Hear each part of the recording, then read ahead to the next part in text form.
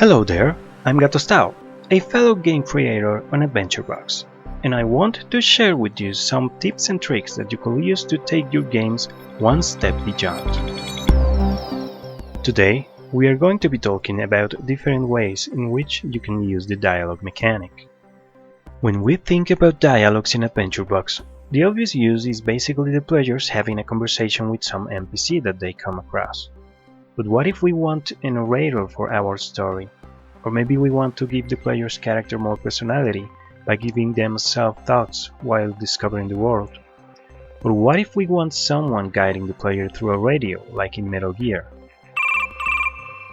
Well, all of this is possible if we use the dialogue mechanic in combination with event triggers and hidden NPCs. But first, let's point out some important things about dialogues in AdventureBox. Dialogues are linked to NPCs. You cannot create a dialogue box without an NPC to hold the dialogue itself. A character can have as many dialogues as you need, and each dialogue can have multiple choices with more dialogue lines. There are two ways to trigger a dialogue.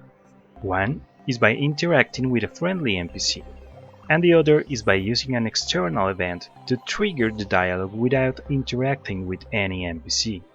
This is the one we are interested in for this case. This option will let you choose any of the NPC's dialogues to trigger, regardless of which one is the active dialogue at the moment. So let's put this in practice with a cool example. I have set up here a little scene where our player, a special agent, is about to get ambushed by enemies. Let's give the players a hand by warning them over the radio about the danger ahead. In case you want to follow along with this tutorial, you can find the scene at the link in the description.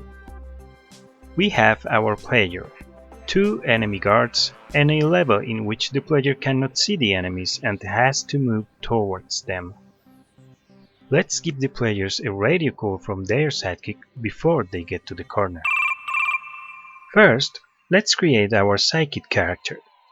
Make sure you put it in a place that the player will never see.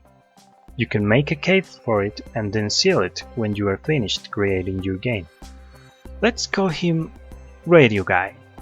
It will be obvious for the players that he is not present. Now, let's create the dialogue. Hey Viper, you have 2 hostiles coming towards you after the corner. Left and right flanks, over. Now, the answer from our agent. Thanks for the heads up, Cobra. I'll deal with them.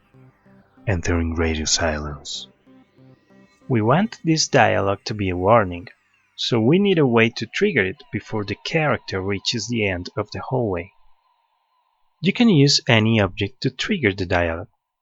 Let's use this gate here. Right-click on the gate. Select the domino icon, which represents triggers, and then pick the trigger you want. In this case, we want the opening door icon, which means when the player opens or closes the door. Now click on the Radio Guy character and choose the icon that looks like a dialogue bubble with an exclamation mark. Then, click on the dialogue that you want to trigger. Now, when the player opens the gate, the dialogue is triggered regardless of where the NPC holding it is. We need to make sure that the enemies don't attack our players before the warning, or during it. Nothing more annoying than a text box popping up when you are under attack. Always avoid triggering dialogues when the players are at risk.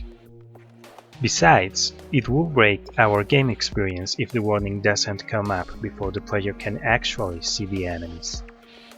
So, make sure that the enemy NPCs have a friendly behavior, and let's change that behavior when the player replies to the radio guy. Right-click on the radio guy and click on the domino icon. Then, select the dialogue icon as the trigger. This opens the dialog box manager for the character.